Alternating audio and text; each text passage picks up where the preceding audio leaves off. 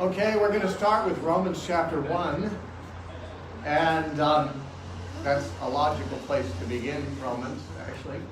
The first 15 verses are what are normally called the prologue. Paul doesn't really begin to discuss his subject matter until verse 16. That's when the discussion really kicks in. The first 15 verses are his prologue. And he makes very interesting statements, which I would love to get into in detail, but we cannot because of the time and the need to cover the whole book. But he does begin saying, Paul, a servant of Jesus Christ, called to be an apostle, set apart for the gospel of God, which he promised beforehand through his prophets in the Holy Scriptures. The gospel concerning his Son, who was descended from David according to the flesh, but was declared to be the Son of God with power according to the Spirit of holiness, by the resurrection of the dead, Jesus Christ our Lord, through whom we have received grace and apostleship to bring about obedience of faith among all the Gentiles for the sake of his name, including yourselves. So again, he's including them as Gentiles, who are called to belong to Jesus Christ.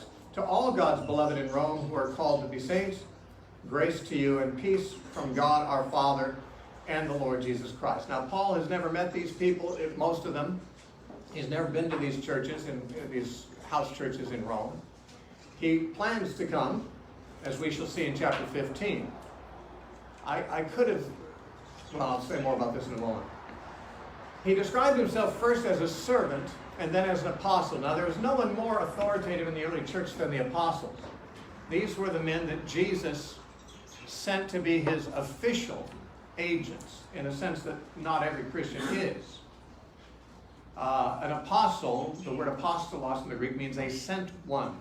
And in secular Greek, it refers to somebody who is sent as an official representative of somebody in authority to act on their behalf, sort of like somebody who has power of attorney for someone else, or who's an ambassador for another government.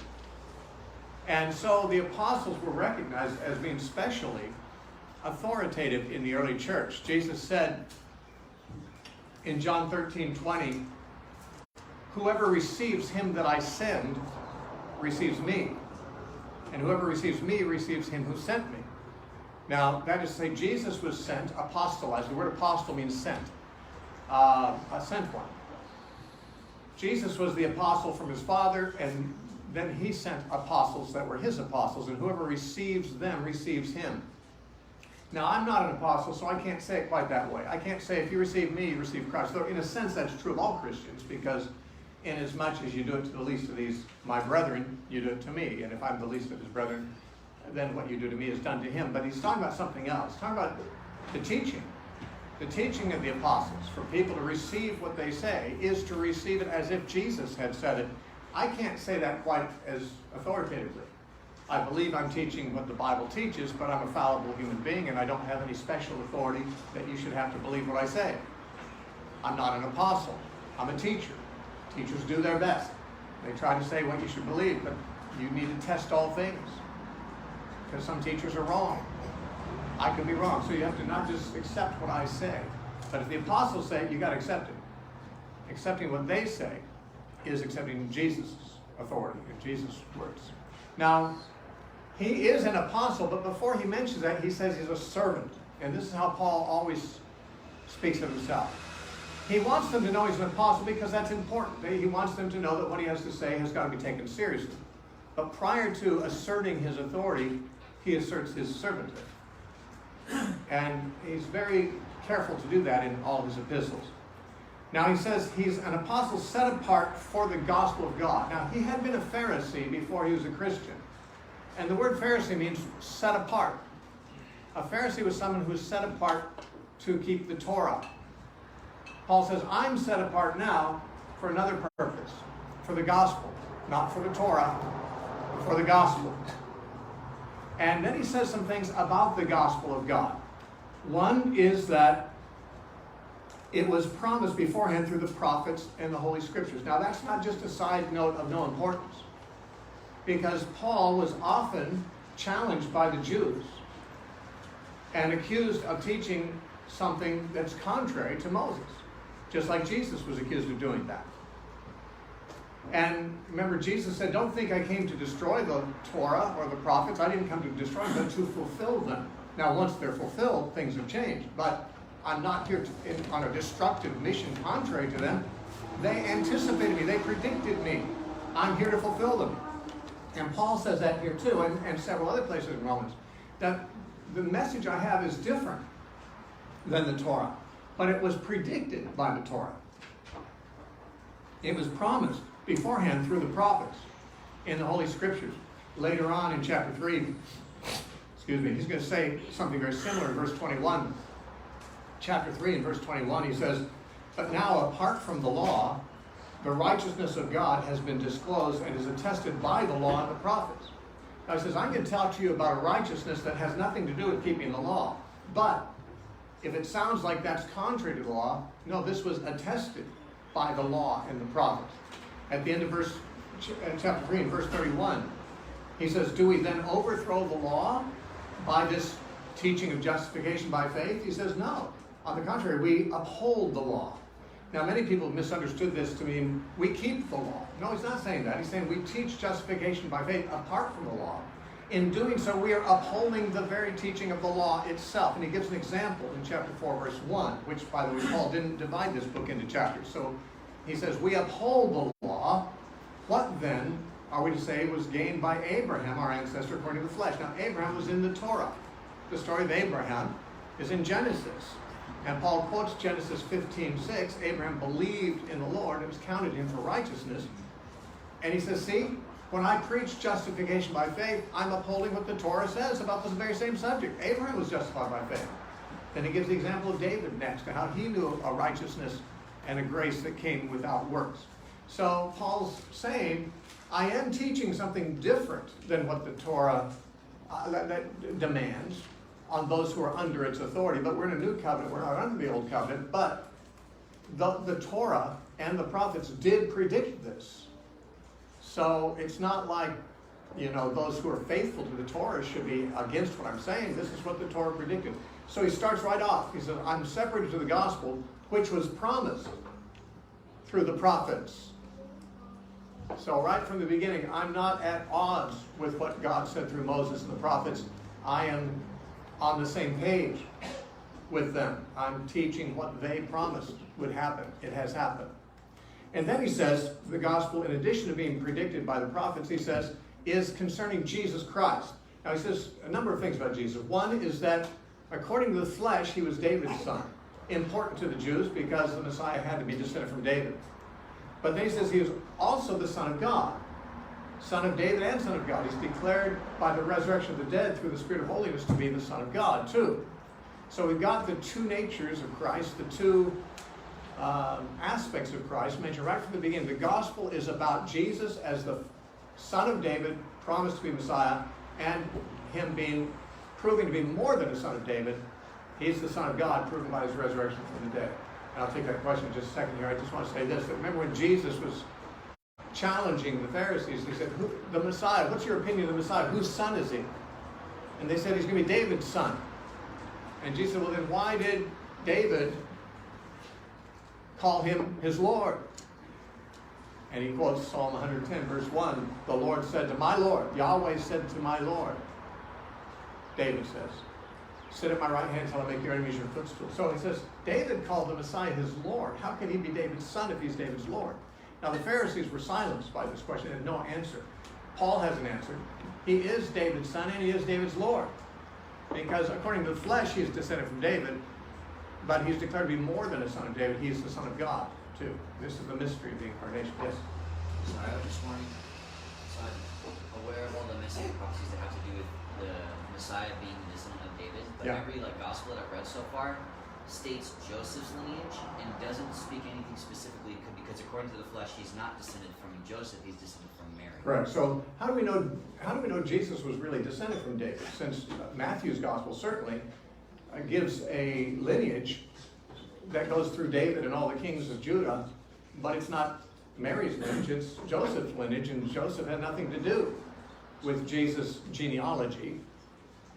except, of course, insofar that Jesus was legally adopted by Joseph and therefore held legal status in society. But that's not the same thing as being the seed of David that shall come out of his own body, as God promised David in 2 Samuel 7:12. So, what do?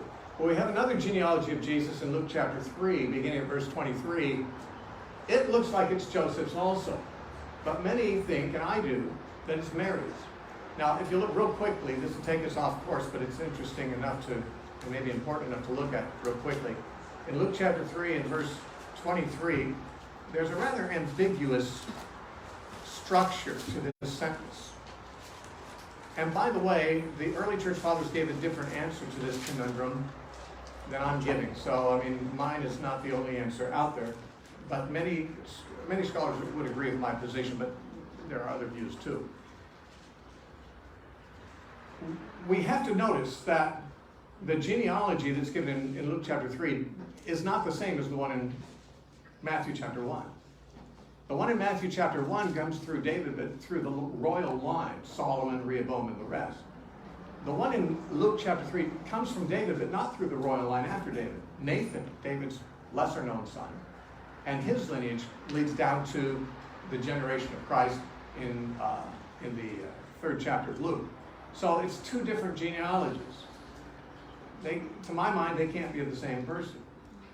But let's see more. In the way it's worded in Luke 3:23, Jesus was about 30 years old when he began his work.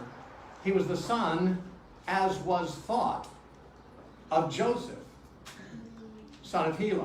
Now that as was thought is making it very clear that Luke doesn't affirm that Jesus was the son of Joseph. In fact, Luke has in chapter 1 made it very clear that Mary was a virgin.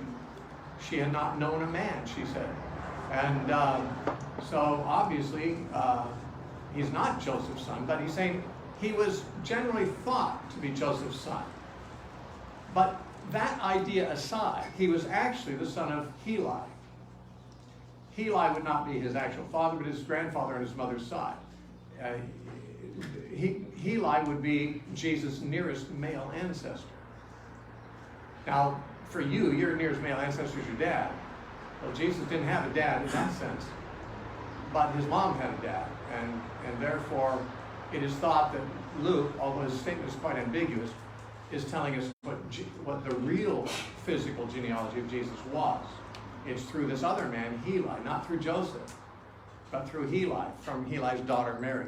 Now, we have no confirmation elsewhere in Scripture that Mary's dad was named Heli. This is not the only view on this subject, but to my mind, it's an important and probable view. And I'll tell you several reasons for thinking so. One is, as you pointed out, if both genealogies are that of Joseph, first of all, they contradict each other. Secondly, that means we have no genealogy of Mary and no genealogy of Jesus then. And therefore, one of the most important claims about Jesus in the Bible, that he's the Messiah, could not be confirmed. Could not be confirmed that he's the son of David if we don't know his genealogy. But if we have Mary's genealogy here, it would only be here. We don't have the two. We don't have a third genealogy somewhere else to go by. So either we have Mary's genealogy here, or we have zero idea who Jesus' ancestors really were. And that would be not a good thing for the Messianic claims. And I think it unlikely that the writers of the Gospels asserting that Jesus is, in fact, the son of David. He's even called that by people as he's preaching and stuff. Son of David, have mercy on me, and so forth. If he isn't really the son of David, or if we can't show that he is the son of David, then that's a very great weakness in the records. But there's another reason. Because Matthew's birth stories all follow Joseph's side of the story. Matthew gives Joseph's genealogy. He gives Joseph planning to divorce Mary because she's found pregnant. Joseph has an angel appear to him, tells him, don't divorce her. She's still a virgin. In the second chapter, which continues the birth narratives of Matthew, it's always Joseph getting the messages. Angels come to Joseph several times in dreams, tell him to do this. It's all about Joseph. There's no mention of an angel appearing to Mary or anything like that. It's just an angel appears to Joseph and says, don't worry, she's a virgin. Now in Luke's birth narratives, which occupy his first two chapters, it's all about Mary. Mary's cousins, Mary's relatives, the priest Zacharias and Elizabeth, their story comes first. Then an angel appears to Mary. And then Mary goes to visit her cousin. And then, it's all about Mary. So that Matthew is obsessed with Joseph's side of the story. Luke is obsessed with Mary's side. That would make it more probable, it seems, that Luke would then give Mary's genealogy. And so it's not certain, but I count it probable. And for my money, it's sure enough. It's obvious that all the writers of the New Testament believed Jesus was descended from David, or else they would not believe he was the Messiah. That was like one of the major qualifications to be the Messiah. And if they never told us anything about his genealogy that proves him to be descended from David, well then we got little reason to believe he's the Messiah. So I think that the Bible does give us Mary's genealogy. I think it's in Luke 3:23, but I also believe that it's hard to recognize because of the strange way that Luke writes that. He's 30 years old, being, as was thought, the son of Joseph. Then the next words are, of Heli. Who's of Heli? Is Joseph of Heli? Or is Joseph just belongs to that parenthesis? And really Jesus is of Heli.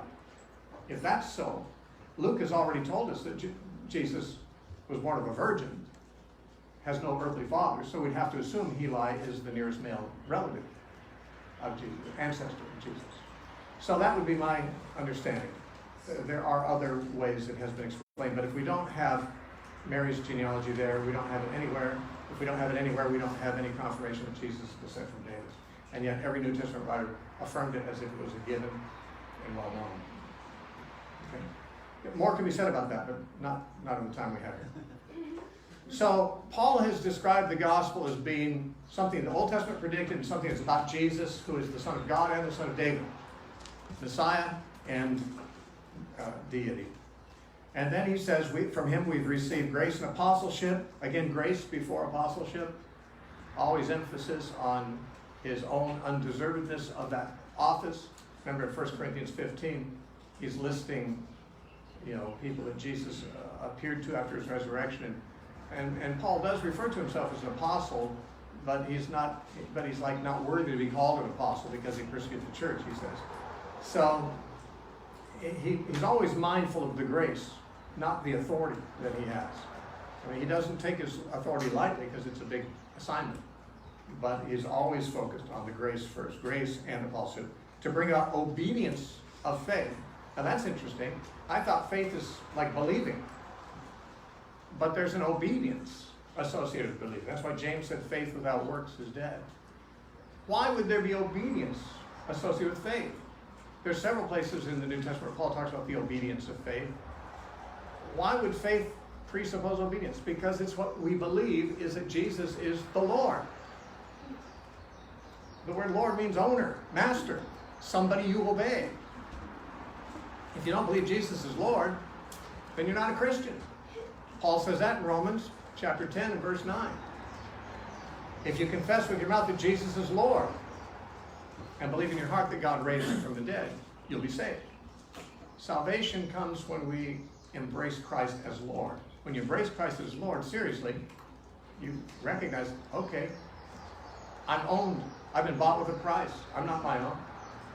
Paul said that in 1 Corinthians 6. We're not our own. We're owned. Jesus said, if you call me Lord, Lord, why don't you do what I say? A Lord is somebody that you obey. So calling people to faith is calling people to obedience. It's not a salvation by works. But if the faith is present, there's going to be obedience there. One guy, actually, I was in Seoul teaching for SBS over there once, and I spoke to a large meeting of YWAMers and Campus Crusade people. And the YWAM staff member talked to me afterwards. I was talking about the Lordship of Christ. He said, I like what you said about Jesus being the Lord, but he says, I actually prefer to think of him as my friend. I said, I understand. Jesus actually said that in John 15:15. I don't call you servants, but friends. But the verse before that, he says, you are my friends if you do everything I command you. So you are servants and friends. You're not only servants, but also friends. I am your master, I am your king, I am your Lord, and I'm your friend. But being a friend doesn't cancel out me being your king and your Lord. You know, there's a guy in the Old Testament named Hushai who is a friend of David. Remember, he's David's friend. He's always referred to as David's friend, Hushai. But he was subject to, David was the king. Hushai was totally subservient to him. But he was friends. A king can be friends with his subjects. But he doesn't stop being their king. And so Jesus said, you're my friends if you obey me, if you do everything I say. So there's no cancellation of Christ's authority or the obligation of Christians to obey, simply by the fact that Christ has befriended us, that Christ has saved us by grace. Well, now we're saved. What are we saved to? We're saved into the household of God, the kingdom of God, where there's a king and a father and a Lord. And so Paul he sees no problem talking about the obedience of faith. Okay, so he thanks God for them in verse 8. We're not going to go into this in detail because of the shortage of space.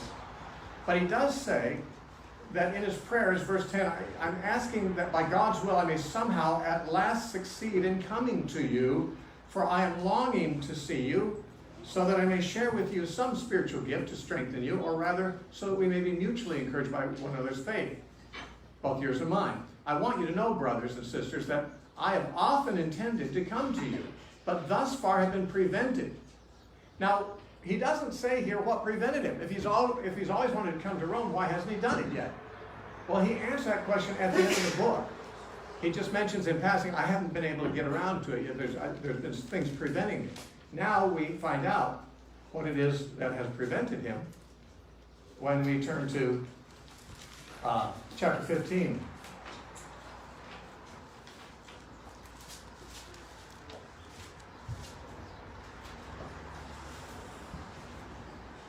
He's planning to go to Spain at the time he writes this. And I'm just looking for the best place to dip in here. Okay, verse 20. Thus I make it my ambition to proclaim the good news, not where Christ has already been named, so that I do not build on someone else's foundation, but as it is written, those who have never been told of him shall see. Those who have never heard of him shall understand. It's a reference to Isaiah 52:15. This is the reason I have so often been hindered from coming to you. Now he said in chapter 1, I wanted to come, but I've been hindered until now. He says, this is the reason. Because I have a policy, I don't want to build on someone else's foundation. Somebody else planted the church in Rome, not me. There's a lot of places between where I started out and where you guys are that have not had the foundation laid at all. I want to preach where Christ has never been preached. And there's a lot of territory between Jerusalem or Antioch, where I started out, and Rome, where Christ has not been preached. So that's what's hindered me. I've been busy. But he says in verse 23, but now with no further place for me in these regions, I desire to have, and have, as I have for many years, to come to you when I go to Spain. Now he makes it very clear in verses 26 through 29 that he's been collecting an offering from the Gentile churches to give to the poor Christians in Jerusalem. As usual, he's trying to encourage good relations between the Gentile churches and the Jewish church because there's always been tension. So he thinks one of the things to show solidarity and unity would be for him to get the Gentile churches to help out with the financial needs of the Jerusalem church. So he's been collecting it.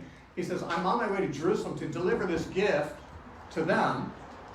And when I've done that, I'm going to go to Spain, which is another place that has not yet heard the gospel, but I'll have to go right through Rome to get there.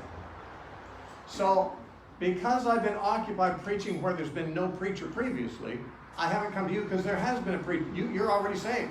You guys, someone got to you first.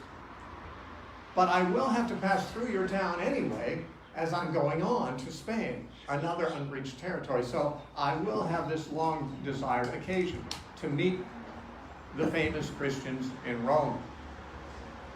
So as he's writing this, he's on his way to Jerusalem. He plans to drop off a gift there and head to Spain and stop in Rome. No doubt he thought he'd be in Rome in 3 months or close to it. Instead, it was 3 years. because he didn't know that when he got to Jerusalem he'd be arrested and incarcerated. He was incarcerated for 2 of those years. And so he got to Rome in chains, actually, as it turns out.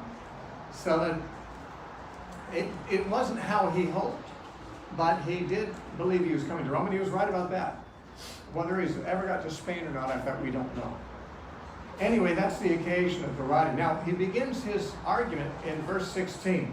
For I'm not ashamed of the gospel. It's the power of God for salvation to everyone who has faith, to the Jew first and also the Greek. Now, this is the first time, maybe it's not the first time, but it's a very clear time where he makes clear that he's kind of concerned about relations between Jews and Greeks. He's not saying to the Jew first as if he's saying all Christians should put the Jews ahead of themselves. All Christians should put the Jews first. Some people think that's so, that Paul's saying we should reach all the Jews in any vicinity before we reach the Gentiles, because it's to the Jew first, the gospel to the Jew first. What he's saying is historically the Jews were the first to hear the gospel. Jesus was a Jew, he preached in Galilee, he preached in Judea. The first people that this message has come to historically is the Jews. But it's not only for them, it's also for the Greek. The idea being that the Jews who think it's just for them need to adjust their thinking. Yes, it's true, this came out of Judea. This came from Jewish preachers, from a Jewish Messiah, fulfilling Jewish prophets. It was Israel that brought the gospel into the world. But they were first, but they're not alone. It's to the Jew first, yes, but also to the Greek. So he's actually making a more inclusive statement rather than trying to put the Jews on a pedestal. Yes, Sophia? How do you make sense of verse 13 where it talks about we can know our just among you as I have among the rest of the Gentiles? It doesn't say to the rest of the Gentiles and the Jews, so there it seems like he's talking to the Gentiles. Well, he is. She asked how chapter 1, verse 13 should be understood, because he says, I want to come in order that I may reap some harvest among you as I have among the rest of the Gentiles. So he's assuming it's a Gentile church predominantly. Yeah, he's talking to them as if they are Gentiles, sort of like he did in verse 5, to bring about obedience of faith among all the Gentiles for the sake of his name, including yourselves. So in general, it's a Gentile city, and therefore the constituents of the church, the demographics of the church, are probably converts from among the Gentiles. But of course, as in all the churches, there were some Jews too. Maybe quite a few, we don't know. But it's Jews and Gentiles, but he still speaks to the church as a Gentile church. And it'd be as if I was writing to a church in Seoul, Korea, and saying, I've always wanted to come and preach to you Koreans. But maybe the church has a few people in it who are Americans who've moved to Korea, and they're in the church there too. They're not all Koreans, but it's a Korean, assumed to be a Korean church because it's in a Korean city, and Korean people would be the main demographic. Yes? But you're saying that the first chapter, according to how you see it, is still addressing Jews. Yes, but he hasn't started his argument yet. Yes, I said the first chapter is addressed to the Jews, but she said, but there he mentions the Gentiles. That's in the prologue of the book. Yeah, the prologue of the book is generic. His argument begins in verse 16, and that's where I believe he starts aiming at the Jews. And I'll tell you why as we look at the contents of the chapter and what follows it. So verse 16, I'm not ashamed of the gospel. It is the power of God for salvation to everyone who has faith, to the Jew first, and also to the Greek.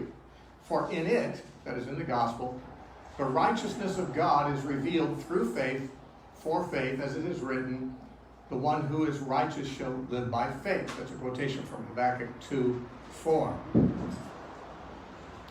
For the wrath of God is revealed from heaven against all ungodliness and wickedness of those who by their wickedness suppress the truth. Now, who are these people who by the wickedness suppress the truth? One theory is, he's talking about all humanity. This arises pretty much out of Augustinianism or Calvinism, that basically the view is that everybody who's not a convert hates the truth. Everybody who's not regenerate, hates God. And therefore, to say these people who suppress the truth, I debated a Calvinist named James White 5 times, and we were talking about this particular passage, and I said, where can you find the doctrine of total depravity in Scripture? And he gave me Romans 1. I said, where do you find here that this is a statement about all humanity? And he says, well, right here. The wrath of God is revealed from heaven against all ungodliness and wickedness of those who by their wickedness suppress truth. Yeah, those who do so. The wrath of God is against those who do so. Where do you find a statement that that group includes everybody? And he said, well, what, do you think there's some people out there who don't suppress the truth? Well, I don't know if there are or not. Paul's not addressed that question. I'm interested in what Paul's saying, not what he's not saying. Maybe if I asked him, Paul would say, yeah, no, everybody suppresses the truth. But that's not a given. There are, there are people. Jesus said in John chapter 3, this is the condemnation, that light has come into the world, right? Truth.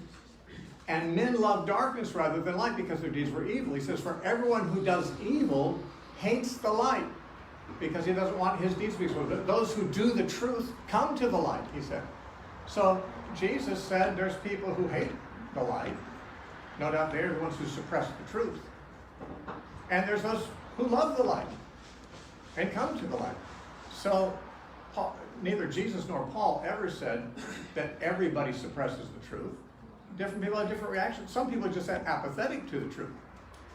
That's not good. You shouldn't be apathetic to the truth. You should be valiant for the truth. But let's face it, among people who aren't what they should be, people who are not believers, there's a whole bunch of different attitudes among them. Some people are very militantly against the truth. They want to stamp it out. Other people don't give it much thought. Paul's talking about those who suppress the truth because of their love for wickedness. Now, maybe he means all humanity, but we'll have to find out if that's who he's talking about as we read on. He has someone in mind. Okay? For what can be known about God is plain to them because God has shown it to them. Ever since the creation of the world, his eternal power and divine nature, invisible though they are, have been understood and seen through the things he has made, so that they are without excuse. For though they knew God, they did not honor him as God or give thanks to him, but they became futile in their thinking, and their senseless minds were darkened. Claiming to be wise, they became fools, and they exchanged the glory of the immortal God for images resembling mortal human beings or birds or four-footed animals and reptiles. Therefore God gave them up in the lust of their hearts to impurity, to the degrading of their bodies among themselves, because they exchanged the truth about God for a lie, and worshipped and served the creature rather than the Creator, who is blessed forever. Amen. For this reason God gave them up to degrading passions. Their women exchanged natural intercourse for unnatural. And in the same way also men, giving up natural intercourse with women, were consumed with passion for one another. Men committed shameless acts with men, and received in their own persons the due penalty of their error. For since they did not see fit to acknowledge God, God gave them up to a debased mind. And he says that they should do things that should be done. He lists a lot of scandalous things that these people do in verses 29 and 30 and 31. And in verse 30 he says, they know God's decree that those who practice such things deserve to die, yet they not only do them, but even applaud others who practice them. Now, there's no mention here of God having revealed anything to these people through the law or the prophets. No mention of the law, no mention of the prophets. Only mention of, they can, from what's in the sky, the things God has made, they could know that there's a God. Now, this factor has led most commentators to say he's not talking about Jews, because if he was talking about Jews, he could mention that they were given the law and they rejected it, and they were given the prophets and they killed them. I mean, he could add to this if he's thinking of Jews. Therefore, the absence of any reference to the law and the prophets, they say, makes it clear he's talking to Gentiles, and that he's establishing Gentile guilt. Now, I'd like to suggest another theory, and it's based on the opening verse of chapter 2. Therefore, you have no excuse, whoever you are, when you judge others, for in passing judgment on another, you condemn yourself, because you, the judge, are doing the very same things. Now, who are these people that are judging others, passing judgment on others, and yet doing the very things they judge others for doing? Well, read further on in chapter 2. He identifies them. Verse 17. But if you call yourself a Jew and rely on the law and boast of your relation to God and know his will and determine what is best because you have instructed in the law, and if you're sure that you are a guide to the blind, a light to those who are in darkness, a corrector of the foolish, a teacher of children, having in the law the embodiment of knowledge and truth, you then who teach others, you Jews, will you not teach yourself? While you preach against stealing, do you steal? He implies the answer is yes. You that forbid adultery, do you commit adultery? You who abhor idols, do you rob temples? You that boast in the law, do you dishonor God by breaking the law? Now notice he's saying you're judging others, but you're doing the same things. That's exactly what he said about them in the opening verse or verses of chapter 2. When you judge these other people, you're judging yourself because you who judge are doing the same things. Now notice, after he discusses chapter 1, chapter 2 begins with therefore. Now therefore means because of what we've just been saying here. Because of chapter 1, therefore you, Jews, are inexcusable.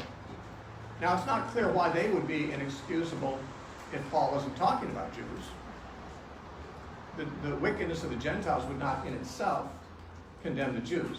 Although, of course, he's saying you do the same thing. So, I mean, being a hypocrite would be condemning. But I'd like to suggest to you that while the Gentiles would certainly fit the description in most cases of what Paul describes in chapter 1, that's not the point he's making. And we can see it by the fact that he makes several references to the Old Testament in the course of his description. He says in verse 21, though they knew God, they did not honor him as God. Chapter 1, verse 21. Who knew God? The Gentiles? When did they know him? It's those who knew God that did not honor him. Remember Malachi chapter 1, God says to Israel, Malachi 1:6, he says, if I'm a father, where's my honor? How come you're not honoring me? You know I'm your father. Why don't you honor me? You're not giving honor to me that you know I should have. Well, it was the Jews, not the Gentiles, who knew God and yet failed to honor him or to give thanks to him. It says they became futile in their thinking and their senseless minds were darkened. Now notice, if you talk about pagan Gentiles, their minds didn't become darkened. They were born in the dark. Their minds didn't become futile. They were raised in families that worship futile idols. He's talking about people who weren't thinking like Gentiles originally, but then their minds became futile. They became darkened. Why? Because they didn't honor God when they knew him. Now, you know something about Old Testament history. You've read the Old Testament, so think if that might describe anyone described in the Old Testament. Then he says, in verse 22, claiming to be wise, they became fools. He just tells us in chapter 2, and we saw it in verse 17 and following, they think they're the wise. They're the instructor of babes. They're the ones who open the eyes of the blind. They're the ones who know the law. They think they're wise, and yet they themselves became fools. Then this statement, verse 23, they exchanged the glory of the immortal God for the images resembling a mortal human being and birds and so forth. Look at Psalm 106, if you would.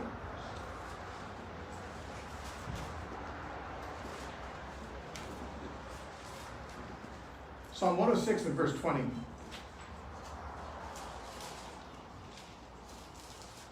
Let's talk about the Jews.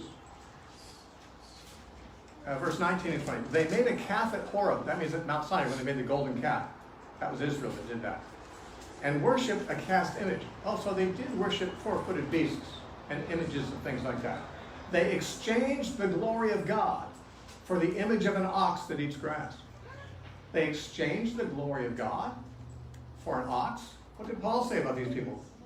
They exchanged the glory of the immortal God for images resembling humans and birds and animals. Whoa. It was Israel that knew of the glory of God and exchanged that. They were originally monotheists and they became polytheists. They worshiped Baal, they worshiped Molech, they worshiped the gods of the Canaanites. They knew better, but they exchanged what they knew, the true God, for these idols. This is the very wording of Psalm 106, verse 20, is applied here to these people, and it's said about Israel in the psalm. They should have recognized this. In verse 24, of course, it says God gave them up in the lust of their hearts.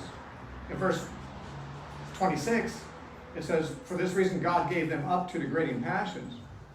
And then in verse 28, and since they did not see fit to acknowledge God, God gave them up to a debased mind. Now, this idea of God giving them up, where's that language come from? It comes from Psalm 81. And we want to take a look. Psalm 81 is kind of giving the history of Israel.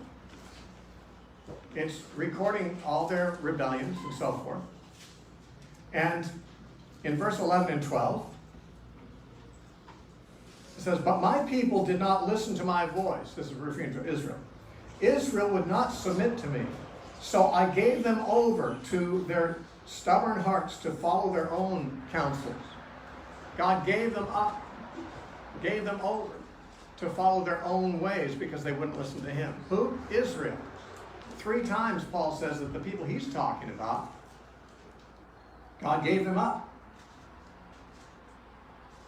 to do their own thing. Precisely what the Psalm says. Interestingly, too, in verse 32 it says, they know God's decree, that those who practice such things deserve life. Oh, really? Who among the Gentiles knew God's decrees? Did God give them the law? No. So, in a sense, Paul does mention the law here. The decrees of God were not given to the Gentiles, they were given to Israel.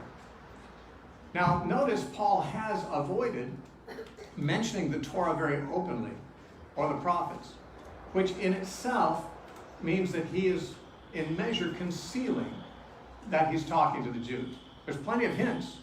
He uses all kinds of language and phrases that the Old Testament applies to the Jews. And by the way, when he says that the people he's talking about are those who suppress the truth, that God's wrath is upon those who suppress the truth. Let me show you something over in 2 Thessalonians. Paul's very infuriated with the Jewish people who wouldn't let him preach. They wanted to suppress the truth. And he says in 2 Thessalonians chapter, 1 Thessalonians chapter 2, pardon me. Paul says in verse 14, writing to the Thessalonian Christians who are Gentile Christians, for the most part, for you, brothers and sisters, became imitators of the churches of God in Christ Jesus that are in Judea, that is the Jewish churches. How so? Well, for you suffered the same things from your own compatriots, that is from your Gentile pagan neighbors, as they did from the Jews. Okay? The Jewish Christians in Jerusalem suffered at the hands of the Jews. The Gentile Christians in Thessalonica suffered at the hands of the Gentiles, but from their compatriots. But notice he goes on to say more about the Jews who persecuted the Jewish church. He says, who killed both the Lord Jesus and the prophets and drove us out. They displease God. They oppose everyone by hindering us from speaking to the Gentiles so that they may be saved. Thus they have constantly filling up the measure of their sins, but God's wrath has overtaken them at last. Now in Romans, Paul says, the wrath of God has been revealed from heaven against all ungodliness of men who suppress the truth. In 2 Thessalonians, the Jewish people are persecuting us. They're forbidding us to speak the truth to the Gentiles. They're trying to stop us. They're definitely suppressing the truth. He says, and the wrath of God has come upon them to the uttermost. The very same thing he says in Romans chapter 1. The wrath of God is revealed from heaven against those who suppress the truth. Everything Paul says in Romans chapter 1 applies to the Jews, and in many cases he says the very same things either elsewhere in his writings or quotes from the Old Testament about the Jews. Now, it is possible that Paul's not denying necessarily that there are Gentiles in the same category. He's not saying the Jews are worse than Gentiles. What he's not saying is the Jews are no better than Gentiles. That's the point. If you want to say, yeah, this sure does describe the Gentiles, well, it probably does. But it's not them I have in mind. He says, therefore, chapter 2, verse 1, therefore you have no excuse, you Jewish person who judges the Gentiles. because you do the same things. Now, why would Paul not come right out in chapter 1 and say he was talking about the Jews? He gave plenty of hints, but he didn't come right out and say anything that was so explicit that they know it's about the Jews. Why? Because he knew he's aiming at the Jewish reader. He's setting a trap for them. Nathan did this for David, you know. When David had slept with Bathsheba and killed her husband, Nathan came and said, there was a man who had a little sheep that was like a family member. And a rich man across the street had a lot of sheep. And the rich man had a guest. He wanted to serve lamb, so he didn't take one of his own sheep. He stole the one sheep the poor man across the street had and killed it and ate it. And David was infuriated. David hadn't been a shepherd. The shepherds, you know, they lay their life down to protect their sheep from being stolen or whatever. So, I mean, you know, like horse thieves in the Old West. Hanging's too good for them, you know. And to a shepherd, stealing a sheep, that strikes, you know, a nerve. And David said, that man shall die. And Nathan said, you're the man. Now, what he's saying, why didn't Nathan just come to him and say, David, you slept with your neighbor's wife, you killed your neighbor, those are sins, you should repent.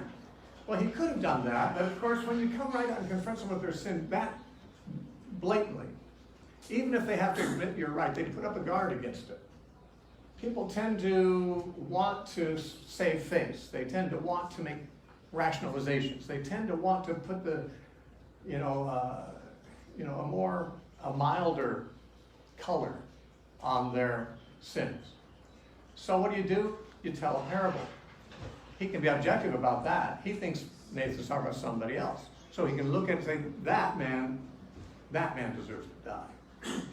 And Nathan says, well, that's you I'm talking about. Now see, he traps him by not letting him know he's talking about him. Jesus did the same thing with the Pharisees in the parable about the vineyard and the vine dressers. You know, a man had a vineyard. He lent it out to vine dressers. He sent his messengers to get the grapes. They killed the messengers and threw them out of the vineyard. Finally, he sent his son. And they said, let's kill the son and we'll have his vineyard. So they killed him and threw him out of the vineyard. Then he asked them, what do you think should happen to those people? He asked his Jewish audience, what shall the owner of that vineyard do to those people? What do you suppose their actions do? Oh, he should utterly, destroy those wicked men and lease his vineyard out to others who give him the fruits of the season. Jesus said, you're the man. And he didn't say it that way. He said, therefore the kingdom of God is taken from you and given to a nation, bringing forth the fruits of it. In the parable, he was talking about them, but he didn't mention that clearly enough so that they could give a true verdict, a true answer to how horrible it was that these people were. They deserved to die. They deserved to have the vineyard taken from them and given to someone else. Jesus said, that's what's happening to you. The kingdom of God is being taken from you and given to someone else who bring forth fruits. This is something Jesus did. It's what Nathan did. It's something I think Paul is doing here. He's talking in such a way as to convict the Jews. But the Jews are so self-righteous that he just comes and saying, you guys are no better than the Gentiles. That's what he's getting across. You guys think that by being Jewish, you're somehow in a better standing with God, as if being Jewish is what God cares about, rather than being righteous. Just having the law, you think that makes you a better person. Well, let me talk about these people who suppress the truth here. What do you think about people who do this kind of thing? They depart from God, they make idols, they worship idols, they get sexually perverted, they do every kind of abominable thing, even knowing it's wrong, they do it anyway. He expects his Jewish readers to say, those Gentiles, man, they're the worst. They deserve to die. And Paul says, you're the man. I'm talking about you. Now, it's true that Paul's description would fit Gentiles to a very large degree also. And it wouldn't fit every Jew, because not every Jew was this wicked. But the point he's making, he doesn't have to make the point that every Jew is that wicked. We think in individualistic terms when it comes to salvation and righteousness, things like that. The Jews thought collectively or racially, I'm a Jew, and Jews are people that God has chosen. So God accepts me because I'm a Jew. I'm circumcised. I keep a kosher diet. Yeah, I may not be the best person. I might have cheated a few people in business. I might have even done some worse things than that. But actually, because I'm a Jew, I'm good. I'm good with God. Because they thought collectively the Jews were acceptable to God. kind of no matter what. As long as they're circumcised, as long as they're keeping those rituals of the covenant, they're God's people. But they had to admit that many Jews weren't very good. And the people Paul has described in chapter 1, if he didn't have the Jews directly in mind, it certainly, every word applied to them. Every word applied to the Jews, and even used language from the Old Testament that was direct to the Jews to describe them. Therefore, if they're thinking he's talking about Gentiles, I think he hopes they are thinking that. Because if they think he's talking about Gentiles, then they're going to be tracking with you. Yeah, Paul, oh yeah, we're right with you. You are definitely right about those Gentiles. Well, I'm talking about you. You Jews have done that. Have you not? Have you ever read your old Bible, your own Tanakh, the Old Testament? They're always rebelling. They're always worshiping idols. They're always, I mean, there's homosexuality going on there. Solomon and others had to try to put all the sodomites out of the land. And, you know, the Jews did everything that the Gentiles did. And it was they who knew the truth. They are the ones who knew God but did not honor God. They're the ones who knew the decrees of God. What he said is more applicable to the Jews than to Gentiles. And even if it includes some Gentiles, it's directed to the Jews so that they will say, yeah, I agree totally with you about these Gentile people. Paul says, I'm actually talking about you. You Jews. You call yourself a Jew. You think you're superior, but do you do the things that pagans do? And look back with me quickly. We're going to take a break, but look at chapter 2, a section we read a moment ago. Chapter 2, verses 21 through 23. You then who teach others, will you not teach yourself? You Jews. While you preach against stealing, do you steal? You who forbid adultery, do you commit adultery? You that abhor idols, do you rob temples? Now, you might say, well, certainly there must be certain Jews who would say, no, I don't steal, I don't commit adultery, I don't rob any temples. Not very many people rob temples, by the way. And you might think, Paul's getting nowhere with this line, because the average Jew, if he's trying to make the Jews feel convicted, to say, do you steal? Well, most people say, no. I mean, there's a lot of people who say, no, I don't steal. Do you commit adultery? I think most Jews would say, no, I've been faithful to my wife. Now, of course, we say, well, Jesus said looking at a woman to lust is adultery. Well, that's not what Paul's getting at. He's not talking about lust, he's talking about physical adultery. He talks about robbing temples. Now, what's robbing temples? Where does that come from? A few years before Paul wrote this epistle, there was a notorious case in Rome of two Jewish men who came to Rome and sold their services teaching Gentile converts the law. They were like helping proselytes. Gentiles who wanted to become Jews. They were like tutors to them. And one of their students was the wife of one of the Roman senators. And they persuaded her to give a large sum of money, ostensibly because they were going to take it back to the temple in Jerusalem. And since she was now a proselyte to Judaism, they persuaded her to make a large gift. She was a rich senator's wife, so she gave a big chunk of money, and they absconded with it. This, because she was a senator's wife, it became a scandal in Rome. It's mentioned in some of the historians that these two Jewish guys took money that was given to the temple and stole it. Now, his readers in Rome, the Jewish readers, would be very much aware of that case.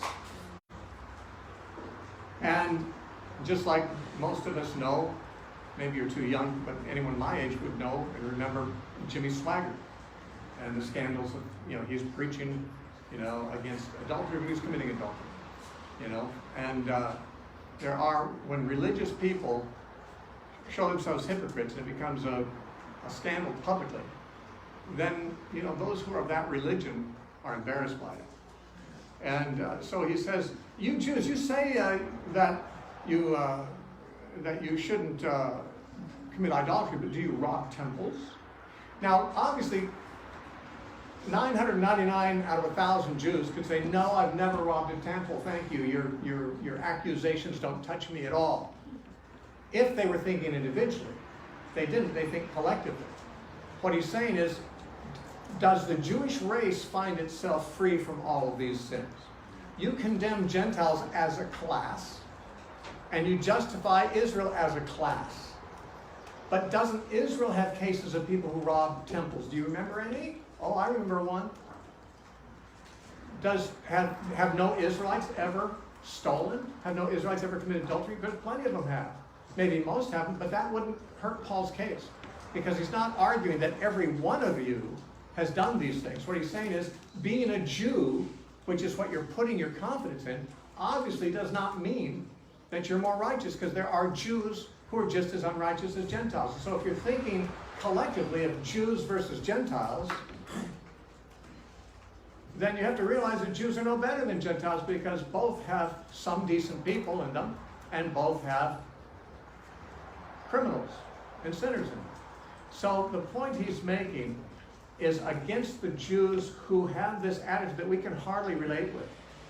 None of us, I mean, if you're a racist, shame on you. But if you think white people are better than black people, or Koreans are better than Japanese, or something because of a racial thing, well then you're a racist, and that's not okay. But Jews were racist, and many of us can't relate with being racist. I can't see why anyone would condemn a whole race rather than judging people by their individual character, you know? But the Jews thought that way. The whole races of the Gentiles, they were wicked. The whole race of Israel was God's people. We've got a ticket with God. But Paul's saying, wait a minute, why would that be? You've got the same kinds of sins among the Jews as you have among the Gentiles. So why could you argue that way? Now we're going to talk more about chapter 2 when we come back. I have to take a short break. And I hope to finish up chapter 2 and 3 before we're done today. So let's take a break. Was it 5 minutes?